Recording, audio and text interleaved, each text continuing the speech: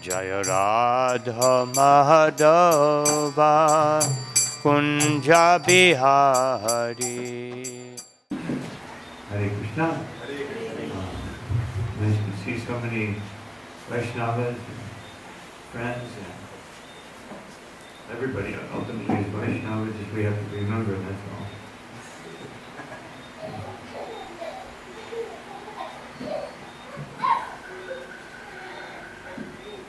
So today we'll read from second chapter of Bhagavad Gita, text number 64.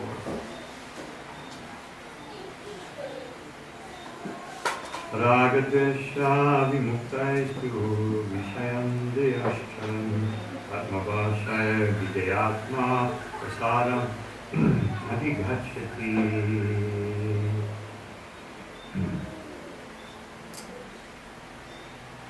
Translation and purport by Srila Prabhupada. But a person free from all attachment and aversion is able to control his senses through the regulative principles of freedom, can obtain the mercy of the Lord. Everyone can please repeat. But a person free from all attachment and aversion and able to control his senses through regulative principles of freedom, can obtain the complete mercy of the Lord.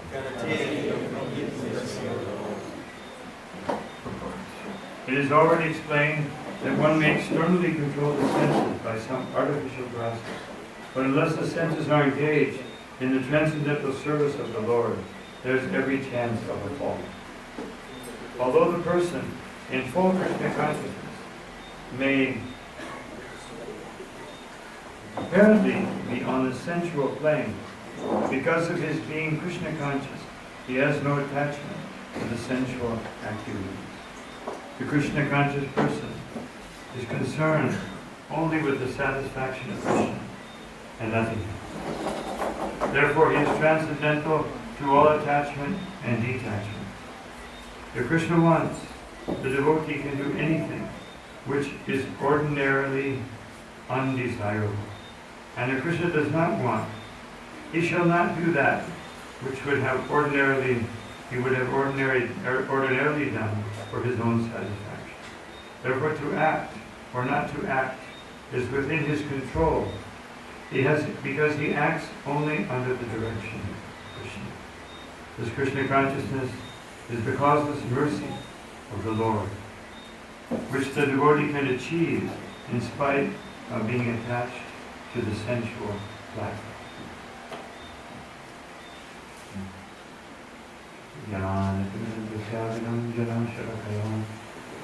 Chakshurumilitam yena tasmai Sri Gurave Namaha Sri Chaitanya Manobhishtam Shtapitam yena bhutale Swayam Rupa Kadam Maham Yadakishparakam. So freedom is something very popular. Nowadays people feel that through all these ages of repression, especially those imposed by religion, by all these patriarchs, cold, restrictive ages, now we've discovered through technology and science the way to be happy by the unrestricted sense pleasure. This has become very popular. Of course, it was always popular, but it was always, to some degree, in every society, there was some discipline. Because it's only by discipline in any endeavor that you can have success. If you're in sports, you have to work out every day. If you're in school, you have to study, just like today we're commemorating Nareshwar's son's ascension to the university platform. Okay. Well, almost coming up to that point. achieving nicely. So achievements, these achievements are all based on sacrifice and austerity. Because actually, yajna or sacrifice, there's nothing you can achieve, there's nothing you can do, without some kind of yajna, some kind of sacrifice. So Krishna says, Bhoktaram Jagat Tapasa, that since you have to sacrifice, why not do it for me? And that process is what Krishna is describing here. The regulative principles of freedom. That every success in this world is achieved by a series of sacrifices. Now sometimes, I mentioned this the other day, sometimes someone may win the lottery, so you think, well, what about you? He didn't have to do anything. Or someone, just like somehow it popped up on my computer screen the other day, I forget, 20 richest people in the world. Out of all of them, probably, I think it was like maybe 13 all were from inheritances. They had some super rich family dynasty. Generally they were devotees. We saw one on the way up. And so the point is that you may say, well, what about them? So we all want to be that exception. But actually they are not an exception. There is no exception. Everyone gets what they deserve. This was discussed by Prasad Maharaj.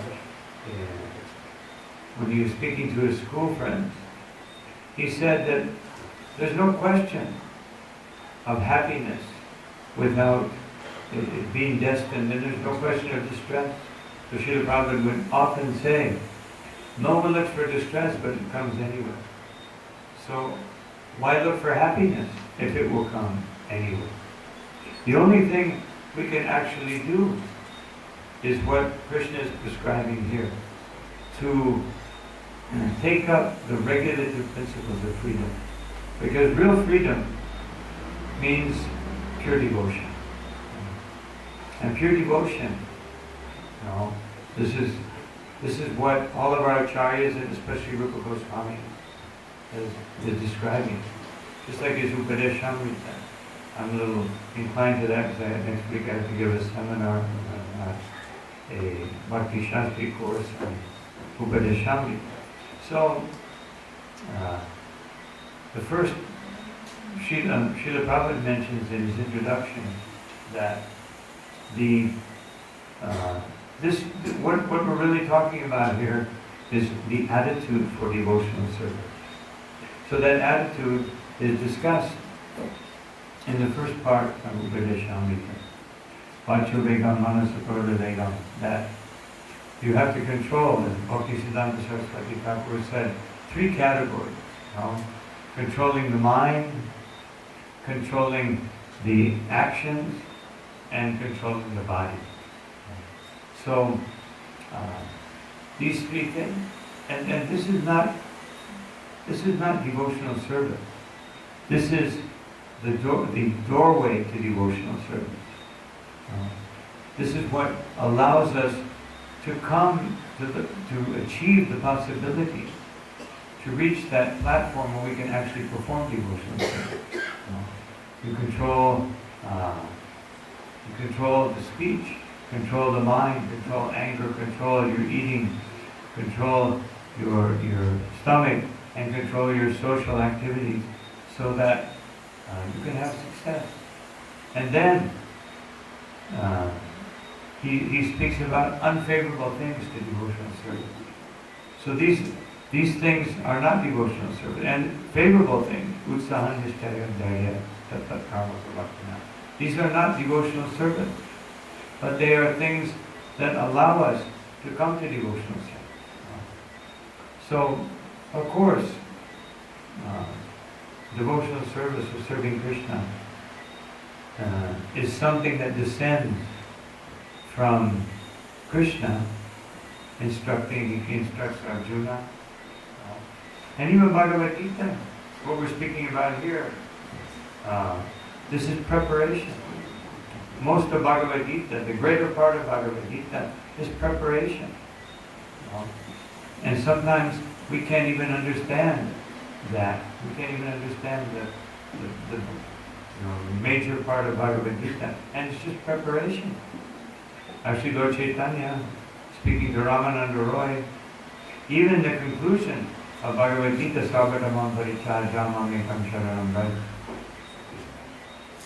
When Ramananda Roy offered that as the goal, the real goal of life, Chaitanya Mahaprabhu said, not really, because you can surrender, but you can still hold something back. Otherwise, so what is full surrender? Then he spoke of what Lord Brahma spoke, that Jnane Prayasham Udavasta Namante. That real devotional service begins when you give up the idea that I can produce something, beginning some kind of knowledge, some process. I can produce that by myself. When one gives that up and just hears from great devotees of the Lord about how to serve Krishna and how to please Krishna, because serving Krishna, devotional service means serving Krishna, means serving Radha and Krishna, means serving the Gaura. It means acting under the direction of Krishna's representative. Just like Arjuna. I was just listening today or yesterday, I can't remember, and Srila Prabhupada was saying Arjuna wanted to be a nice fellow. So that was his desire. He wanted to be nicely appreciated by everyone. Sometimes we try to do that also. But Krishna says that Ekabahunam yoga dadati kaman. I'm the only one. Krishna is the only one that can actually be nice to satisfy everyone. And even though he can do that, some of us don't feel satisfied. Of course, Krishna, in that apparent unsatisfied state, is bringing us to the point of being satisfied. Just like some people, Srila Prabhupada gives the example of a criminal, that a first-class person, when they hear that a crime leads to, the law says that if you do it, you could go to jail. Just like I just got the news of some person I know in India who's in jail. India jail is no fun. I'm sure Trinidad jail is no fun. Any jail. Although I used to go to the prison program when I was in Dallas, Texas, and I would do every second week do a prison program. And so I asked the prisoners, so what's it like? And some of them said, oh, it's not so bad. Said, when I was on the outside, I had to work very hard. Sometimes I couldn't eat well. But here I eat 3 times a day. We have basketball courts, color TV, And he said, actually, I'm thinking how to extend my stay. As time was coming up, he was thinking, I got to do something wrong. So, dukalayama shashvata. Even whatever type of condition that material nature will mete out. Just like when I was in Argentina. I was in Argentina during the evaluation within 1978, 78. And so in 3 days, the peso went from 10 pesos to $1 to 1,500,000 per dollar. That was quite an evaluation. I remember the day afterwards, I went to get a 7-Up. I had to bring practically like a whole bag full of money. And so it was very. But the point is, then I asked someone. So I said, "Wow." He said, "What a situation." And the man said, "Well, at least here we eat well." The whole country was ruined. They were thinking, well, at least we eat nicely. So the living entity will always try to find pleasure, but Krishna packs the material world with all kinds of surprises as we try to enjoy it. And these are, in one sense, the regulative principles of freedom. But that freedom is coming at a great cost and quite a long journey to reach it. And what is that freedom? Freedom means that we can choose what we want to do. And so Maya is so expert in illusory energy, is so expert that she makes us think that I'm choosing everything, I'm doing what I want. No. Everybody's thinking like that. I'm making the choices.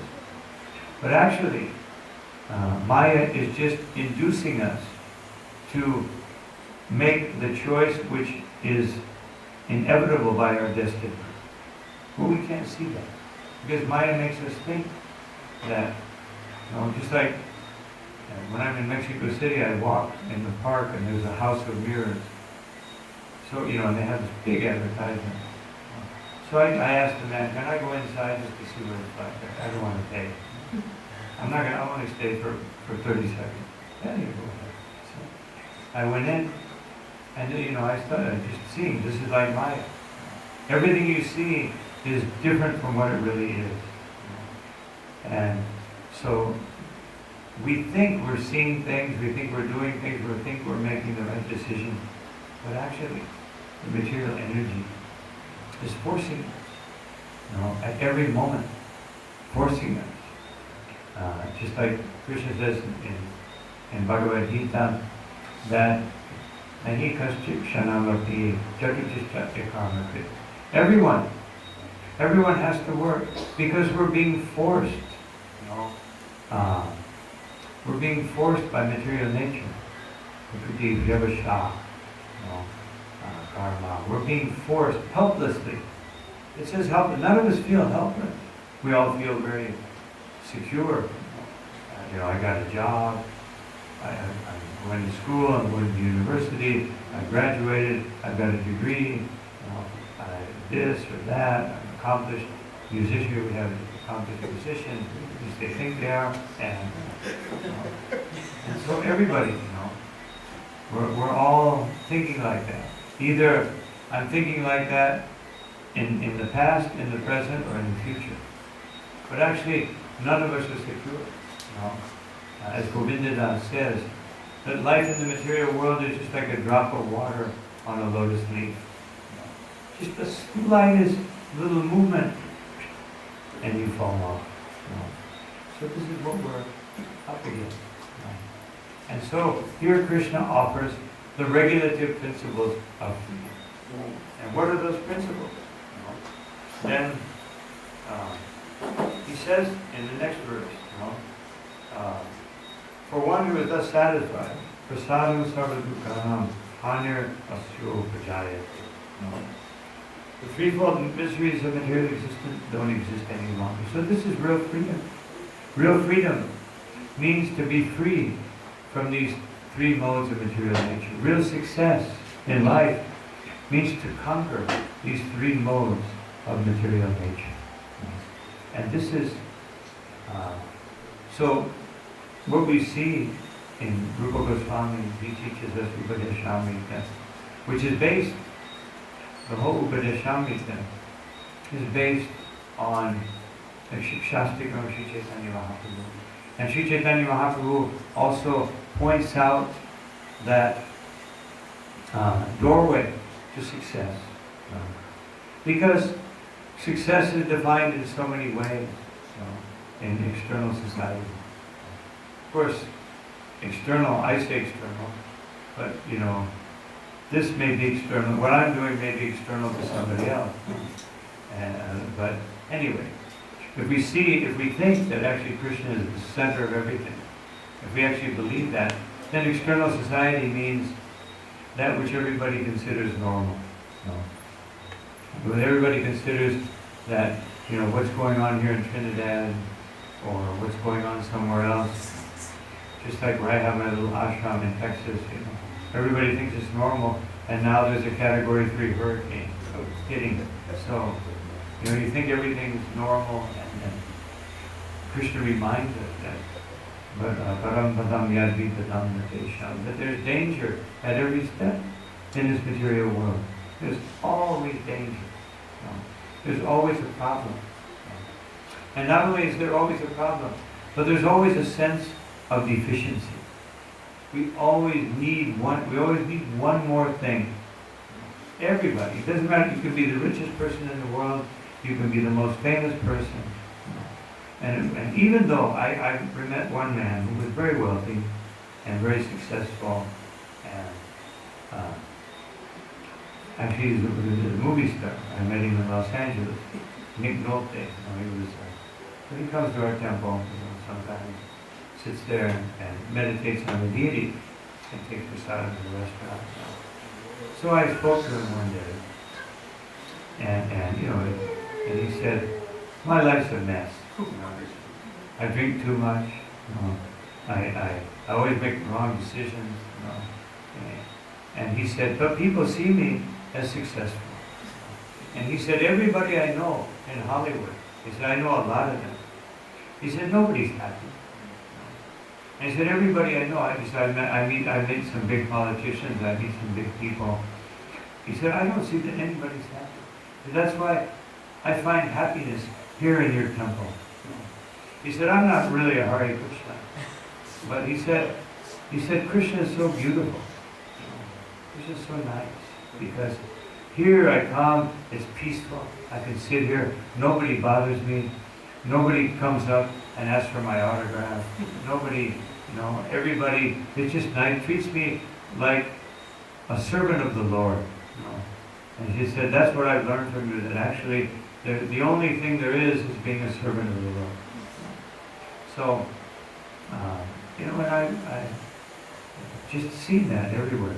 People, just like you go to anybody's house and you see pictures, everybody's like smiling.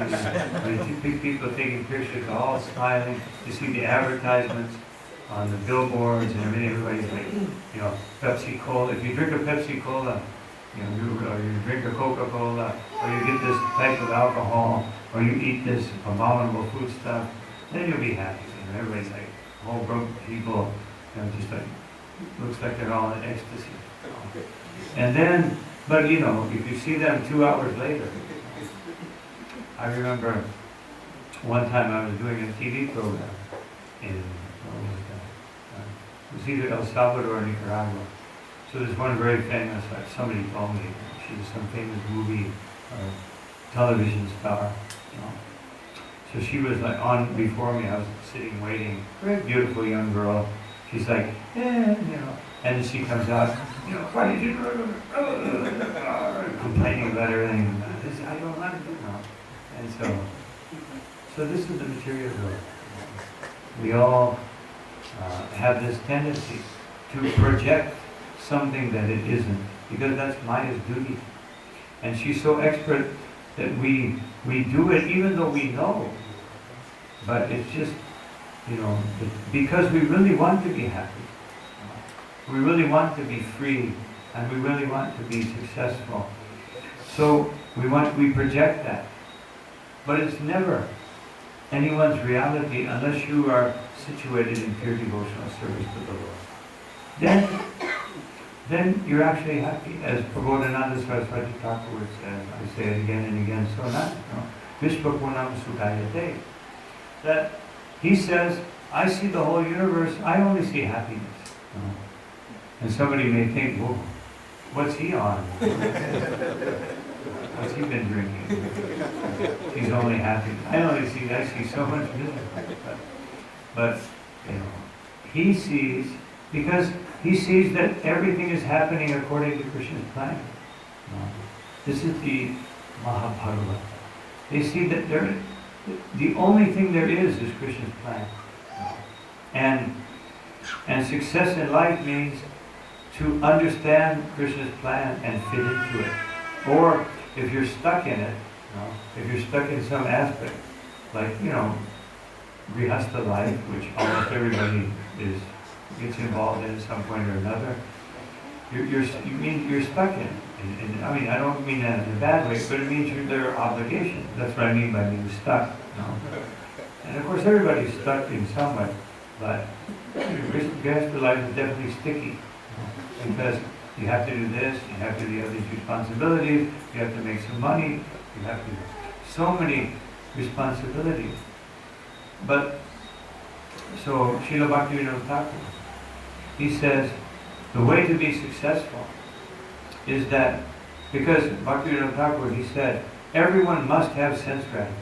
So if you just read that line, look here. Bhaktivinoda Thakur said, you know, I love that. Acharya,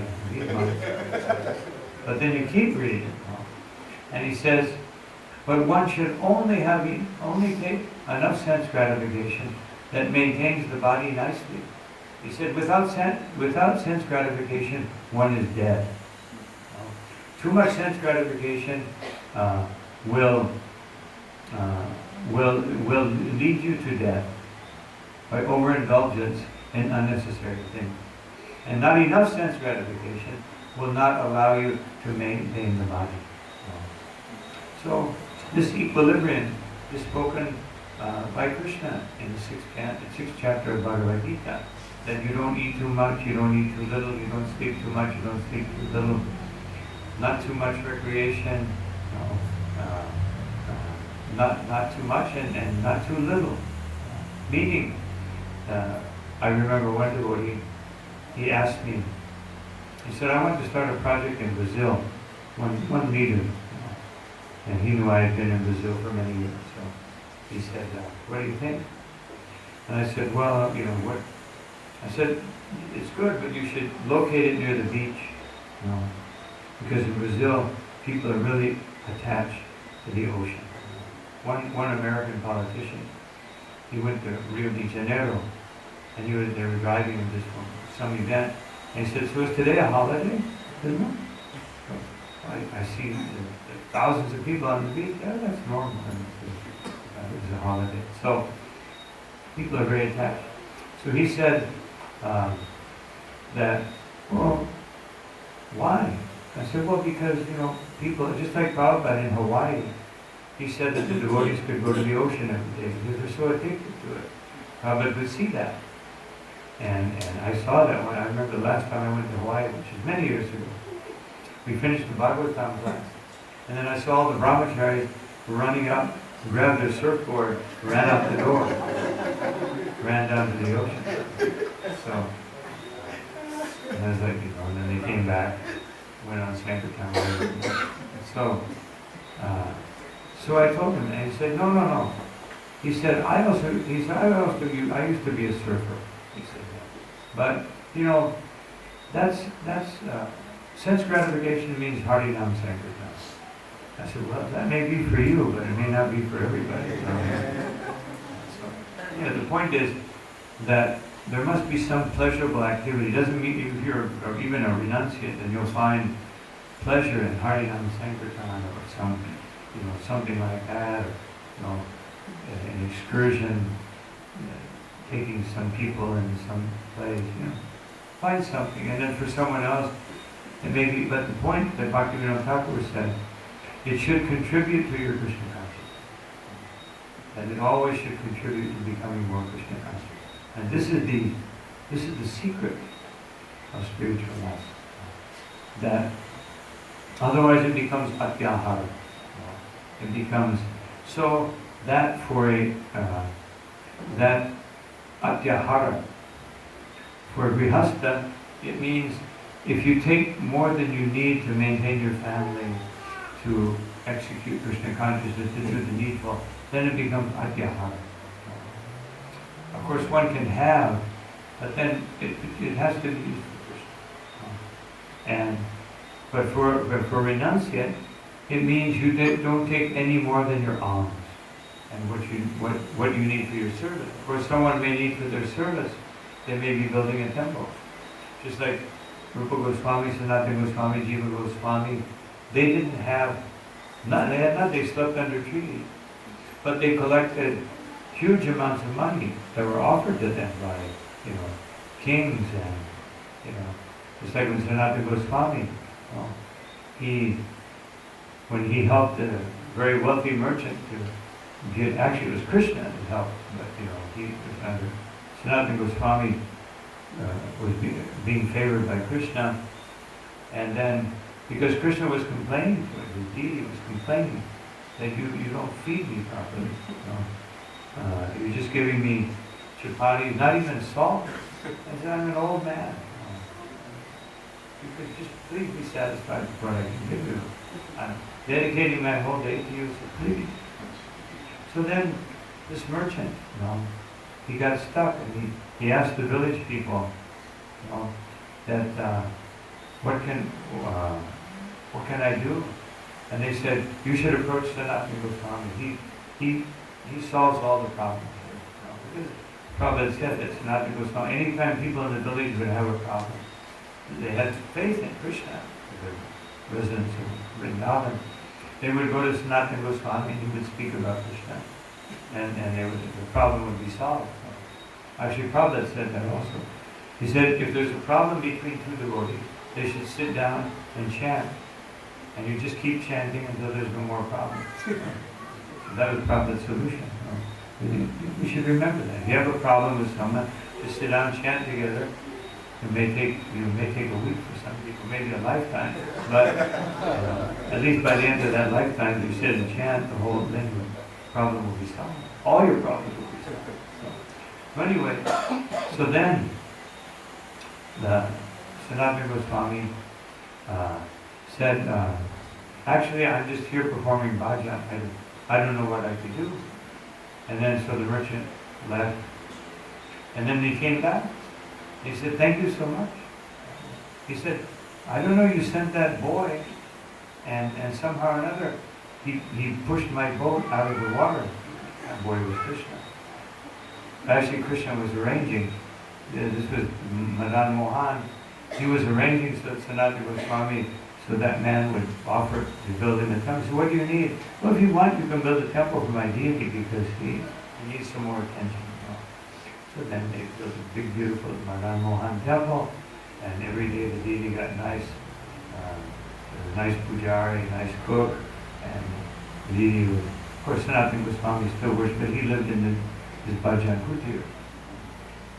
So the point is that we all have a quota, as the Upanishad said, that and we should not exceed our quota. And this is what it's talking about here. The regulative principles of freedom. That means we should understand what I need to be successful in Krishna consciousness. That is my real purpose in life. That is the only thing. And everything else is secondary. If we think like that, then we will always utilize things properly. But if we make, usually we have the tendency, unfortunately, even sometimes as devotees or aspiring devotees, whatever category you may be in, that we have the tendency to make whatever we're doing in life the primary focus, and then Krishna consciousness becomes secondary. And then you're not really happy in your material activities because you know that Krishna is, when you think about it, I should be chanting more, I should be chanting, or I should be chanting more. I should be, offering more things to Krishna. And you're not really happy in your devotional life because you're just doing the minimum. So, kind of, this is like a tatastha in between the spiritual and the material atmosphere. So, and if we make the material life too much of a focus, then matashkritir dhyanam apohanam cha, Krishna said, I will facilitate you. I'll make you forget about me, and I'll make you remember everything, every reason why you shouldn't worship me. Just like I read one article by one young man who I remember, he talked to me a few years ago, and he was a little disillusioned by the temple leader that was in that place. Not in Trinidad, in the U.S. And because here that never happened, but it does happen in other places. And so I said, well, just try to tolerate it. You can't try to work it out. If you can't, maybe you can go somewhere else. But then somebody just sent me an article by him. He's saying, he's still some kind of devotee, but he was totally into material science, and he's saying that, I think that the Vedas didn't get it right because, actually evolution is like this, and this is like this, and the universe is like this. So, that's the thing. Krishna, as Prabhupada said one time, that if you don't want to serve Krishna, Krishna will give you millions of reasons why. He will give it to you. Another time Prabhupada said that the scientists are especially empowered by Maya. Maya gives them great intelligence speaking about material, sometimes there's nice, pious scientists, but the majority are usually very little materialistic. He said, Maya empowers them. So Prabhupada said that Krishna will give you a million excuses, and if you want to serve Krishna, Krishna will give you thousands of reasons why you should serve him. So everything ultimately rests on our desire. And that desire is formulated, is molded by how we conduct ourselves according to Shastikam, Trinada Visunichana, Dororita Ivasa Vishnu, Amanina Manidina Kitaniya Sada. When we focus on this these two stanzas, these are the two stanzas of the Shastikam, and Nadanam Najanam Nasundarim Kavitam Va Jagadisha Kamari. These two things, these 6 things, or 7 things, 8 things, that be humble, be tolerant, be respectful to everyone. Why be respectful to everyone? I see so many nasty people. But because Krishna is within everyone's heart, then we're not seeing the conditioned nature of the person. We're seeing the spirit soul with Krishna. This is so many places, like 6th chapter Bhagavad Gita, text number 30 and 31. Krishna speaks about this. One should have this vision that everyone is part and parcel of Krishna. And we have to remember that. And then Bhagavad Gita in the 5th chapter tells us that whenever you see whatever you're doing, and when you see it happening with other people, it's just the modes of nature reacting with the body. Otherwise, all these incongruent things that are not in harmony with Krishna consciousness, they are being induced by Maya, and that induction is happening because we have desires. Nothing is happening without our desire. Although that desire may be removed, it was a desire in the previous life. Why someone gets a big inheritance? Because sometimes they did some sacrifice in a previous life. Because no one wins the lottery, no one gets a big inheritance by chance. Just like one man in the U.S., he had a scheme. He made what he called a pet rock. And all he did was go out and get 10,000 rocks, or I forget how many, 20,000 rocks. And he made a little piece of paper, put them in a little container, and said, "This is your pet rock. Every day you should give it water and do this and that." And he sold them for I forget how much it was, like $19 a piece. He just went out and got these rocks, put them in a polishing machine, probably like a 2,000 TT investment, 5,000 TT investment, and he made something like $22 million US with some rocks. And so then sometimes we say people have rocks in their head. He capitalized on that. So, but where did he get that idea? Someone may think it's ingenious, but all these things are coming.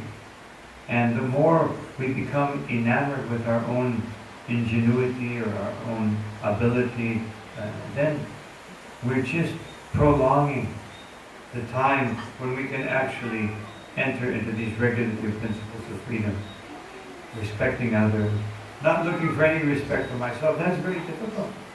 Everybody wants someone to see what they're doing. You know?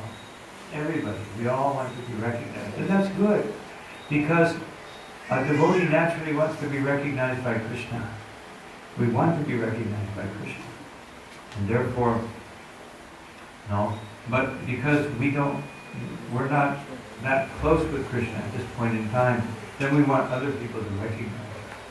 But what will they recognize? No? Even if Srimad Ravindra Puri, he didn't want to be recognized. No? He got the mercy of Kirchor Gopinath, who gave him that sweet rice, actually, condensed milk. It's actually not sweet rice, actually, we probably call it sweet rice. So he got that tear, and you know, he was thinking, I better leave here quickly, because if people hear about this, then they'll think I'm something special. But this is just Gopinath's mercy. I didn't do anything, you know. And he left early in the morning, and he arrived in Jagannath Puri, and there was a big, you know, like thousands of people, all chanting, Jai, Sri Madhavendra Puri ki Jai, the favorite devotee of Gopinath. So the Lord in the heart, the Lord wanted him to be glorified. But when we want to be glorified, then we create all these unsavory circumstances and at the expense of others. So Lord Chaitanya said that. And then he said, if you want to achieve these four things, then do these four things. Na dana, na janas, na sundari. Don't look for material wealth. No. Of course, Prabhupada says, one may think, wait a minute, Prabhupada says in the 18th chapter, text number 7, purport, that if one has the ability to make money and doesn't do so, she's saying make money for Krishna, and he doesn't do so, this is renunciation in the mode of passion. So otherwise, if one's good at making money, make money. If you're good at doing this, then do that. But not dana. You should not be attached to it. And not jana. We should not be attached to recognition and fame and adoration. And nasundari, we should not be over-attached to the opposite sex. We should be, the people are married, which is the best way to associate with the opposite sex. You get married, and then you serve each other. You know, not that you see the other person as an object of my, you know, my sense gratification or my servant. I'm their servant. And if they both have that attitude, then this sundari principle, this attraction for the opposite sex, or attraction for family members and friends, it becomes purified. And kavita, fruitive activity, trying to get ahead in this material world. We should not be attached to it. If we're good at it, then we use it for Krishna. So anyway, these are the regulative principles of freedom. And of course, Krishna begins this series from the two previous verses, of that one should be that one should not meditate on the objects of the senses, because then you start a whole chain which keeps you in bondage in the material world. So the point is that if we practice these things, then we get something that's so much more valuable than anything we can achieve in this material world. Therefore, in the Srimad Bhagavatam, Narada Muni, he tells Vyasadeva that you should look for that thing which you don't find in the material world, from the planet of Brahma down to the insignificant ant or germ. Look for that thing. That is what is that thing? Krishna. Krishna. And service to Krishna. That should be the goal of our life. That's what it means here. And Srila Prabhupada therefore says, principles of freedom can obtain the complete mercy of the Lord. Of course, everything is Krishna's mercy. Everything. There's nothing that's outside of Krishna's mercy. But here it says the complete mercy. That complete mercy means that Krishna will favor us at every step. Of course, ultimately, in the ultimate analysis, Krishna is favoring us at every step. Everything that's happening in our life is meant to bring us closer to Krishna. But sometimes we oppose that. We don't see it as Krishna's mercy. We don't see it as an opportunity to go forward. And then we become overcome by anger, greed, lust, and all kinds of negative emotions and negative reactions. And then we're caught up in this reactive mode of responding to what's happening around us, which is a product of karma and creates more karma. When we get out of that reactive mode into the active mode, which is described here in the purport, where Srila Prabhupada says, the active mode means that you do what Krishna asked you to do, just like Arjuna. He did what Krishna asked him to do. And it wasn't easy. He had to go through this whole Bhagavad Gita. Of course, he did it in 45 minutes. We sometimes take a lifetime or more. But it took all this whole discussion to bring Arjuna. And the reason it's such a complex thing is because we have these complex situations, karmatic situations in our lives, and it takes effort. So we should see, just as Arjuna had to hear all of this knowledge to come to the conclusion in the 18th chapter, now my doubts have been dispelled and I'm ready to do what you want. We should understand that this will be, it's a process, and try to include everything that's happening to me in that process. Make it positive, make it proactive, make it something to go ahead.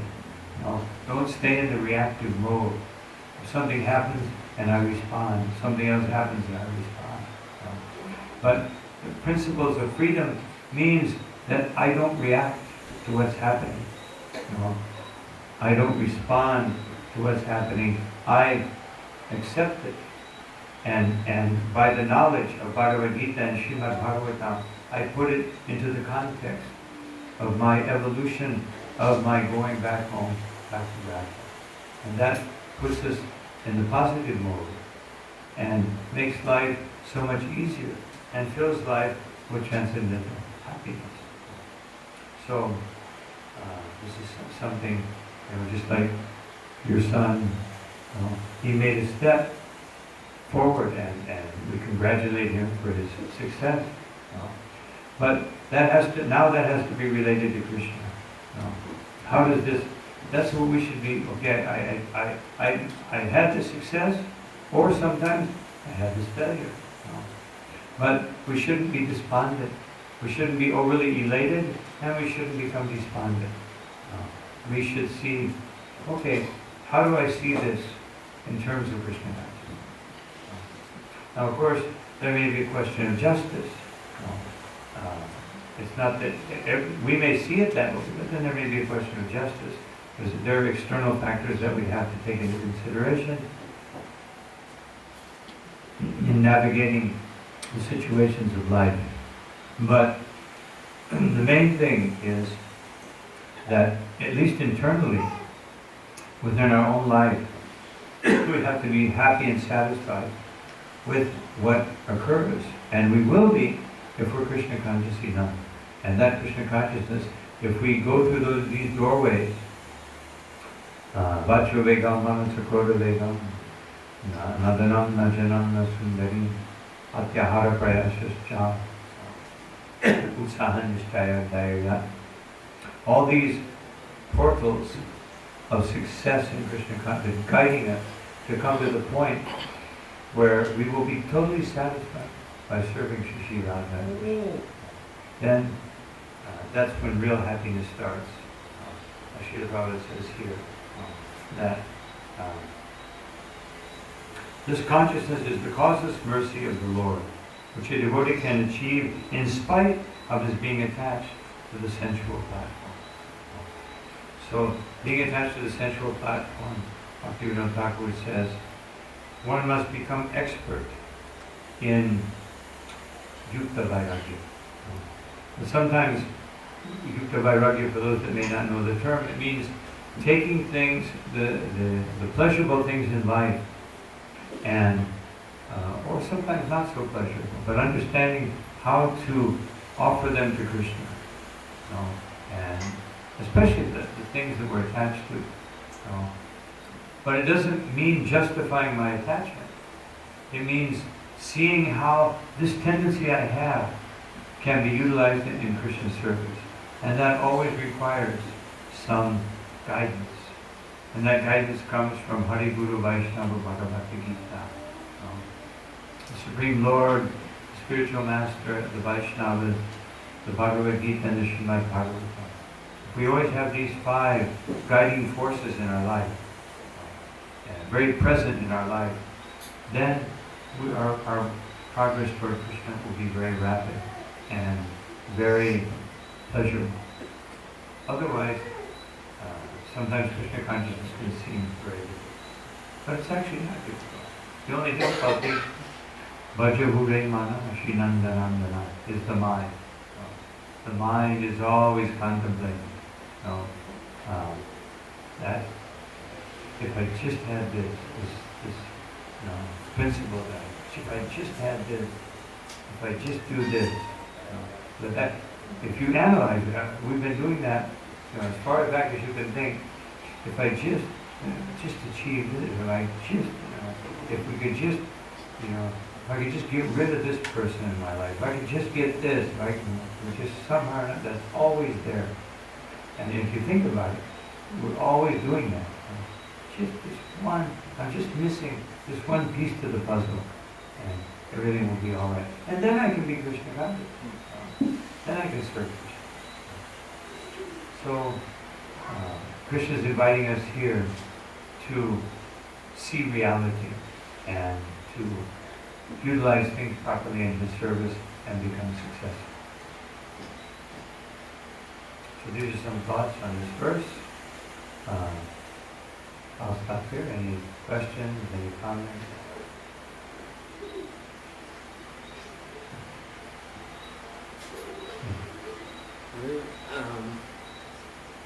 Originally we were in spiritual world, and you say haven't gone there, we will never return. But how come we did? How we return? Why are we here? Otherwise, Krishna says, when one goes to the spiritual world, one never returns. Well, that's a one-time thing. Once you go there, you don't come back. Now, how did we get here? Prabhupada said we should not dwell on that too much. How did we get here? But the promise is, by Krishna and his devotees, that once you go back home, back to Godhead, then you won't come back. Or if you come back, you'll come back like as on a mission. And you'll be happy. You'll come back on a mission like all of the acharyas who come back to fulfill the desires of Krishna. And you'll be happy to do that. Therefore, Srinartam Das Thakur says, Janame Janame Prabhu say, birth after birth I just want to serve you. Doesn't matter where it is. Even Lord Shiva told Parvati that, just see the devotees. They're happy in heaven, hell, or anywhere. Just as long as they can please the Lord, they're happy. So, how did that happen? Well, there's different ideas, different conceptions. But if one believes that you can never come back to this material, so Prabhupada uses the term come back. Come back means you went. So if I never went, then I'm not coming back. Otherwise, when I came into this material atmosphere, I had not gone back. I'm only coming.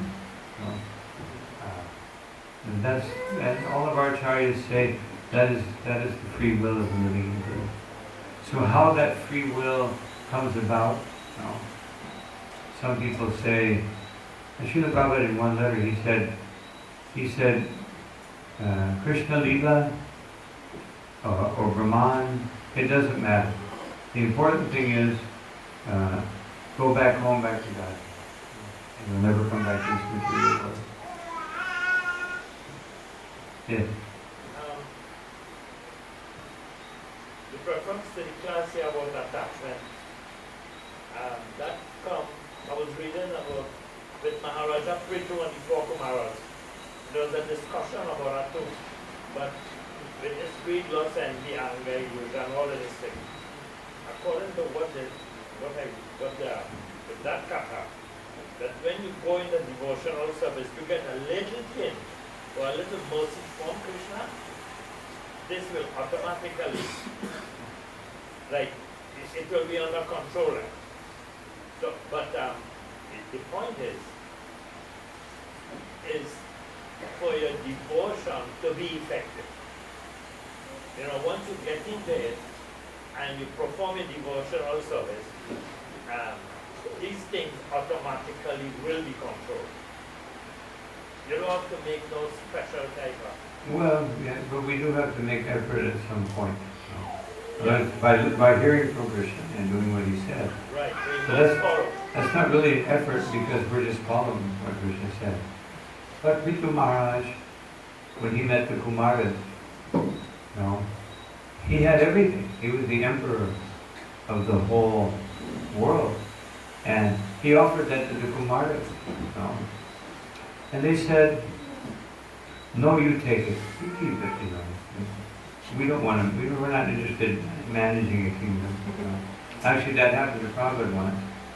The devotees, in their overzealous mood where Prabhupada would say we want to make the world Krishna conscious, so the devotees were projecting. Prabhupada, when we take over the world, which didn't quite make it, then we want you to be the king, And Prabhupada said, no, you be the king, I will tell you what to do. So the Kumara said that, you be the king.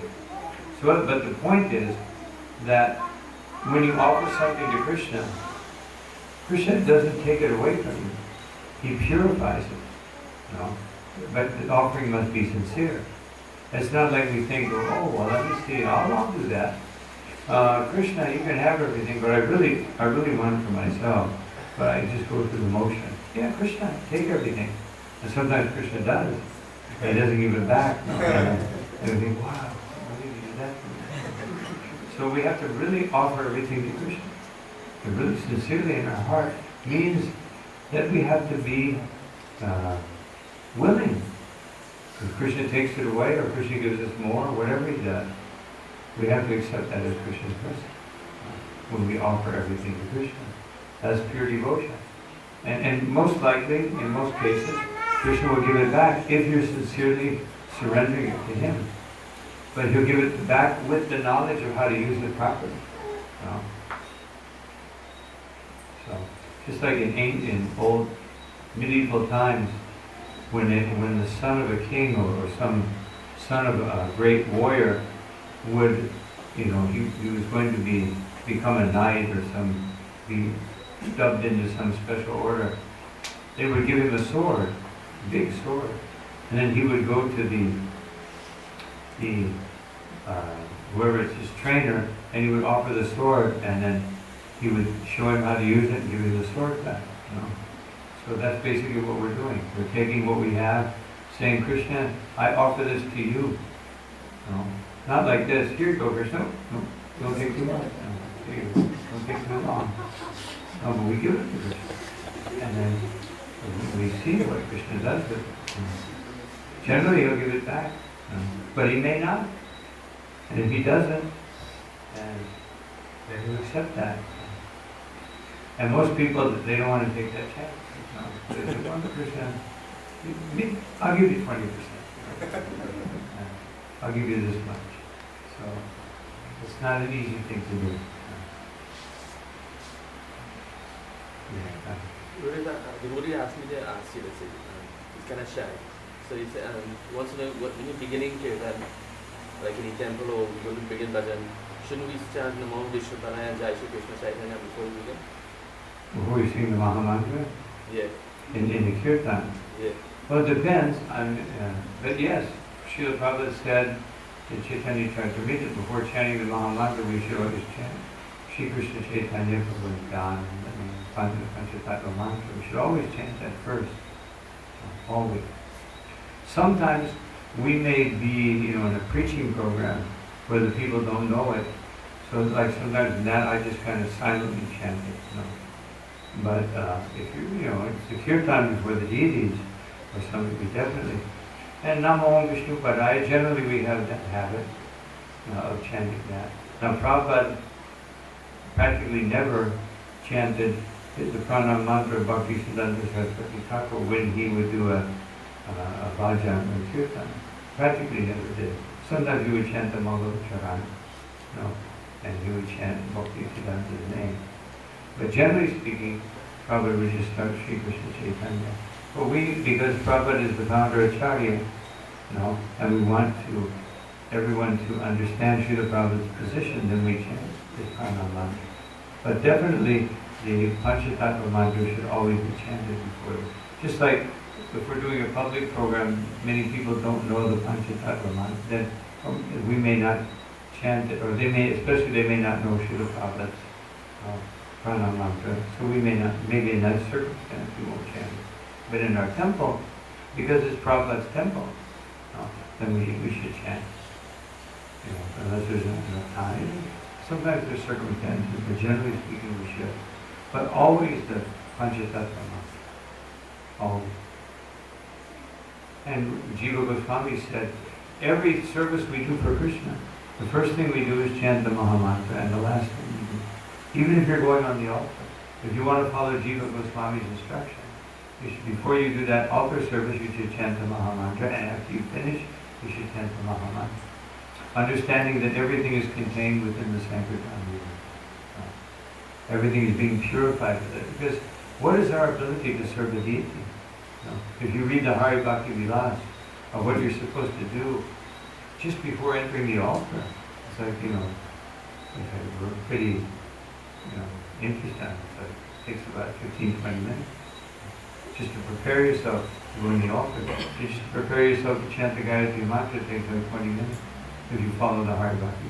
So what we do, Jiva Goswami said, you chant the Mahamantra before any devotional activity and afterwards. And that includes it within the Sankirtan movement, and you get the mercy of Sri Chaitanya Mahaprabhu for any defects or anything that may be improperly executed. So I always encourage devotees to do that. Before any service, you chant the Mahamantra. When you finish, you chant the Mahamantra. And this reminds us also the service is for glorifying Krishna. It's not like I'm an expert pujari or something. We do a jagya. Our jagyas, we use like, a little pot of ghee. You're supposed to use kilos and kilos of ghee. You're supposed to have minimum 16 fires to do a jagya properly. 16 big fires. And we have like one little tiny fire. So this is Kali Yuga Jagya. So the real Jagya is the Mahamantra. But we do the Jagya. Therefore it says, Jagyaya Sankirtana Prayaya. That Prayaya means that almost everything is the Mahamantra. But then we do these other things to give the external aspect of the sacrifice. Because we're not on the platform of Haridas Thakur where we can simply chant the Mahamantra and all purposes are achieved, like great devotees, pure devotees, Mahabharata. They can just chant the Mahamantra, everything is achieved. But no, for protection we chant the Srimha Pranam Mantra, and for other things we chant another mantra. We have another activity, and we put on tilak to protect the body. Many of the great acharyas, when in their Babaji stage, they may not even put on tilak, they may not sleep, they may not bathe, because they're just so absorbed in the Mahamantra. But we don't follow them. We follow the Madhyamadikar. He comes down to the practical platform and teaches us the process of devotional service.